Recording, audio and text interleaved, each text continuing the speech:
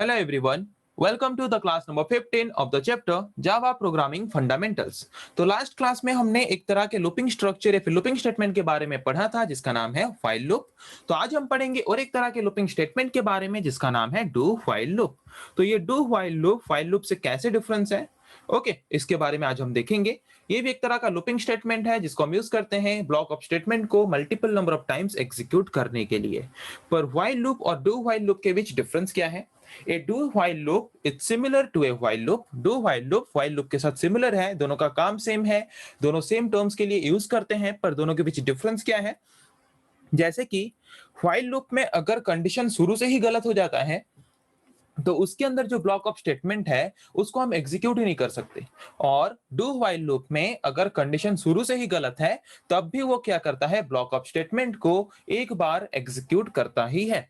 Okay, तो वही लिखा है, do while loop is guaranteed to execute block of statements at least once even if the condition is false. While loop में अगर आपका कंडीशन शुरू से ही गलत हो जाए तो उसके अंदर जो ब्लॉक ऑफ स्टेटमेंट होता है वो ब्लॉक ऑफ स्टेटमेंट को हम एग्जीक्यूट कर ही नहीं सकते। पर डू व्हाइल लूप में अगर कोई कंडीशन हमारा व्हाइल लूप का शुरू से ही गलत है, अगर हमारा कंडीशन शुरू से ही गलत हो जाता है तो अब भी हम क्या कर सकते हैं, ब्लॉक ऑफ स्टेटमेंट को एक बार एग्जीक्यूट कर सकते हैं। बिकॉज व्हाइल लूप में हम क्या करते हैं, कंडीशन को पहले चेक करते हैं उसके बाद ब्लॉक ऑफ स्टेटमेंट को एग्जीक्यूट करते हैं। पर डू व्हाइल लूप में उल्टा होता है, पहले एग्जीक्यूट कर लेते हैं उसके बाद जाके कंडीशन को चेक करते हैं। तो अगर हमारा कंडीशन गलत है तो हमने तो फर्स्ट टाइम एग्जीक्यूट कर लिया, तब जाके कंडीशन को चेक करना है।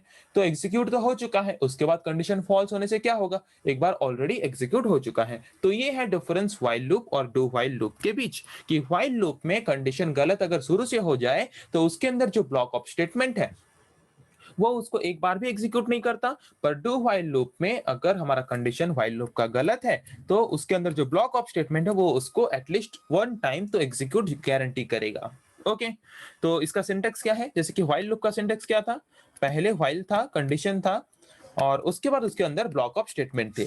पर डू व्हाइल लूप का क्या है, पहले डू, उसके बाद ब्लॉक ऑफ स्टेटमेंट और उसके बाद व्हाइल कंडीशन, और यहाँ पे एक्स्ट्रा एक टर्म है कि सेमी कॉलन लगता है। ये चीज इंपोर्टेंटली ध्यान रखना है कि डू व्हाइल लूप में व्हाइल में जब हम कंडीशन प्रोवाइड करते हैं उसके साइड में सेमी कॉलन लगता है। ओके, समझ आ गया? तो इसका ब्लॉक डायग्राम देख लेते हैं थोड़ा आसान तरीके से समझने के लिए। तो पहले हमने यहाँ पे डू यूज किया, ओके, और उसके अंदर जो ब्लॉक ऑफ स्टेटमेंट्स है उसको हमने एग्जीक्यूट किया। ब्लॉक ऑफ स्टेटमेंट को एग्जीक्यूट करने के बाद व्हाइल में हमने जो कंडीशन दिया है वो कंडीशन को हमने चेक किया। अगर कंडीशन ट्रू आता है तो यहाँ पे कंडीशन चेक करेंगे, अगर कंडीशन ट्रू आता है तो फिर से चला जाएगा डू के पास और फिर से वो स्टेटमेंट को एग्जीक्यूट करेगा, फिर कंडीशन के पास आएगा और जब तक कंडीशन ट्रू होता रहेगा तब तक ये प्रोसेस चलता रहेगा। ओके, और अगर कंडीशन यहाँ पे फॉल्स हो गया तो उसके बाद और ऊपर ना जाके क्या करेगा, नीचे आ जाएगा और नीचे जो स्टेटमेंट है उस स्टेटमेंट को एग्जीक्यूट करेगा।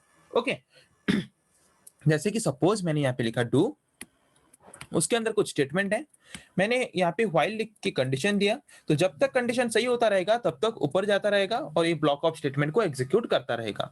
जब कंडीशन फॉल्स हो गया और ऊपर ना जाके उसके नीचे जो स्टेटमेंट्स है उनको फिर एग्जीक्यूट करना शुरू करेगा। ओके, तो ये है इसका ब्लॉक डायग्राम। ओके, तो यहाँ पे भी वही सेम क्वेश्चन है जो कि हमने व्हाइल लूप में दिया था। सेम क्वेश्चन हम यहाँ पे जानबूझ के रख रहे हैं ताकि आपको समझ आए डिफरेंस व्हाइल लूप और डू व्हाइल लूप में। यहाँ पे सेम क्वेश्चन है, write a simple Java program to print the number from 1 to 10। 1 से 10 तक हमें नंबर प्रिंट करना है डू व्हाइल लूप यूज करके और उसको एज ए आउटपुट हमें दिखाना है।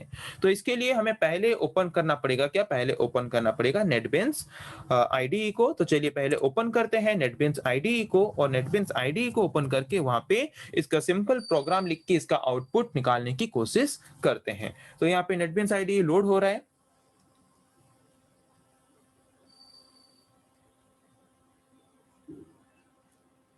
तो नेटबीन्स आईडीई यहाँ पे लोड होके ओपन हो चुका है।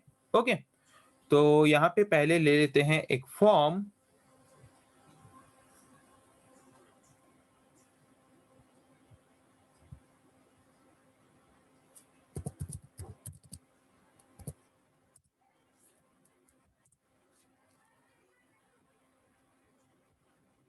ओके, आ गया सोर्स कोड विंडो। तो यहाँ पे पहले हम लेते हैं क्या, main function public static void main string, string जबकि क्लास है तो स्ट्रिंग का एस कैपिटल होना चाहिए। स्ट्रिंग args, एक चीज हमेशा ध्यान रखना कि जावा केस सेंसिटिव है, जहां पे कैपिटल होना चाहिए कैपिटल रखना है, जहां पे स्मॉल होना चाहिए वहां पे स्मॉल रखना है। ओके, तो यहाँ पे हमने मेन फंक्शन ले लिया। मेन फंक्शन के अंदर हम 1 से 10 तक प्रिंट करना चाहते हैं, तो यहाँ पे पहले इनिशियली एक वेरिएबल लेंगे a, जिसका वैल्यू हम ले लेते हैं 1। ओके, फिर यहाँ पे हम लूपिंग स्टार्ट करते हैं। पहले शुरू करते हैं डू से, और उसके अंदर ब्लॉक ऑफ स्टेटमेंट रखते हैं system dot out dot println. तो system dot out dot println मैंने जो लिखा है, यहाँ पे सिस्टम का एस जो है वो कैपिटल रहना जरूरी है, अदरवाइज वो एग्जीक्यूट नहीं करेगा, एरर दिखाएगा। ओके, तो यहाँ पे हमें प्रिंट क्या करना है, वैल्यू ऑफ ए। अगर हम कुछ स्ट्रिंग ऑफ वैल्यू को रिप्रेजेंट करना चाहते हैं तो उसको हम रिप्रेजेंट करते हैं डबल कोट के अंदर, और अगर हम कोई वैल्यू को रिप्रेजेंट करना चाहते हैं तो उसको हम नॉर्मली बाहर रखते हैं। और कोई भी स्ट्रिंग को और एक स्ट्रिंग के साथ ऐड करके हमें आउटपुट के हिसाब से दिखाना है, या फिर कोई भी स्ट्रिंग को अगर हमें कोई एक वैल्यू के साथ ऐड करके दिखाना है तो वहां पे हम यूज करते हैं कनकेट सिंबल को, जो कि प्लस सिंबल के हिसाब से हमें काम करता है। ओके, यहाँ पे हमने जो प्लस दिया ये है कनकेट। कनकेट ऑपरेटर का काम क्या है, कनकेट करना, ऐड करना एक स्ट्रिंग को स्ट्रिंग के साथ या फिर एक स्ट्रिंग को वैल्यू के साथ। तो वैल्यू ऑफ ए जिसको मैंने डबल कोट के अंदर रखा है वो क्या है, स्ट्रिंग है। ओके, जो हमने लिखा है बस वही दिखाएगा। और उसके बाद बाहर हमने लिया वेरिएबल, और वेरिएबल का हम वैल्यू दिखाना चाहते हैं तो इसीलिए हमने इसको नॉर्मली बाहर रखा। तो यहाँ पे हमने एक स्ट्रिंग ऑफ वैल्यू को एक वेरिएबल के वैल्यू के साथ ऐड करने के लिए बीच में यूज किया है प्लस ऑपरेटर, या फिर इसको हम बोलते हैं कनकैटिनेशन ऑपरेटर। ओके, उसके बाद सेमीकोलन प्रिंट करेगा, ए का वैल्यू प्रिंट करेगा। ए का वैल्यू क्या है, 1 है। उसके बाद हम यहाँ पे इंक्रीमेंट ऑपरेटर यूज करेंगे हमारे वैल्यू को इंक्रीमेंट करने के लिए।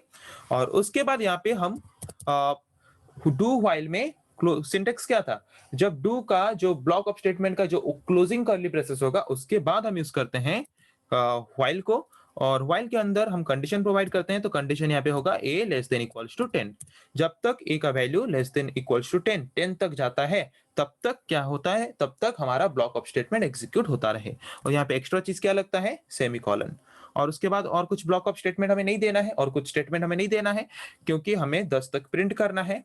ओके, तो यहाँ पे स्टेटमेंट हमारा हो गया है।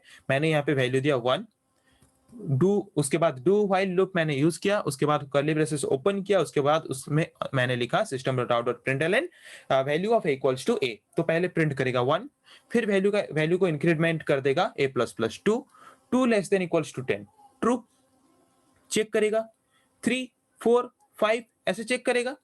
तो फिर जब a का वैल्यू हो जाएगा कितना, जब a का वैल्यू हो जाएगा 10, a का वैल्यू जब 10 हो जाएगा, a प्लस प्लस हमने किया तो a का वैल्यू कितना हो गया 10, तो 10 लेस देन इक्वल्स टू 10।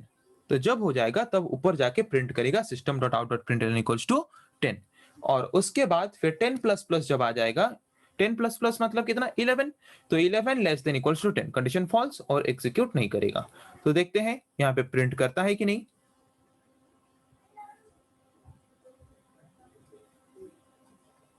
यहाँ पे देख सकते हो आप 1 से लेके 10 तक प्रिंट कर लिया है। ओके, तो डू व्हाइल लूप यूज करके भी हम वही सेम टास्क परफॉर्म कर सकते हैं जो कि हम व्हाइल लूप यूज करके करते थे, पर दोनों के बीच डिफरेंस मैंने बताया व्हाइल लूप और डू व्हाइल लूप के बीच।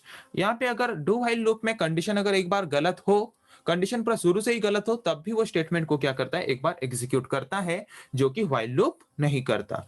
आज हमने व्हाइल लूप को प्रैक्टिकली करके देखा और व्हाइल लूप के बारे में पढ़ा, तो आई थिंक आप लोगों को व्हाइल लूप के बारे में समझ आ गया है, और इसको हम कैसे प्रोग्राम में यूज कर सकते हैं वो भी आपको थोड़ा बहुत नॉलेज हो गया है फर्स्ट टाइम एग्जांपल देख के। ओके, तो नेक्स्ट क्लास में हम फिर पढ़ेंगे ऐसे और कुछ टॉपिक्स के बारे में। आज के लिए इतना ही, थैंक यू।